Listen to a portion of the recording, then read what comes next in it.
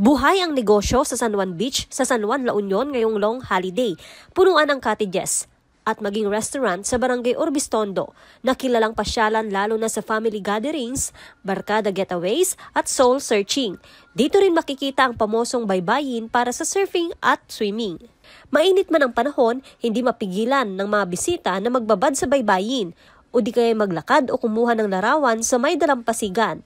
Ang iba, okay na mag-sightseeing. Sa beach. Maganda kasi yung beach nila dito. Tapos, long weekends para sa family bonding.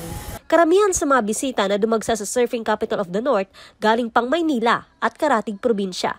Holiday escape raw nila ang San Juan para pansamantalang makalimot ng stress sa Maynila. We're having a North Luzon loop trip right now. So this is our day 5 and this is our last stop before we head back to Manila. Malaking bagay naman daw ito lalo na sa mga negosyante na unti-unti na ring bumabangon matapos ang dagok na epekto ng bagyong Emong. Sa lahat ng mga gustong mag-LU dito ulit sa Orbistondo, San Juan, Surfing Capital of the North, kaya pasyal na kayo, okay na po na dito sa area namin. Kabilang din kasi ang kanilang negosyo sa nasalanta ng pananalasa ng bagyong Emong kung saan nasira rin maging ang kanilang mga stall. Joanne Punsoy, Balitang Solid North.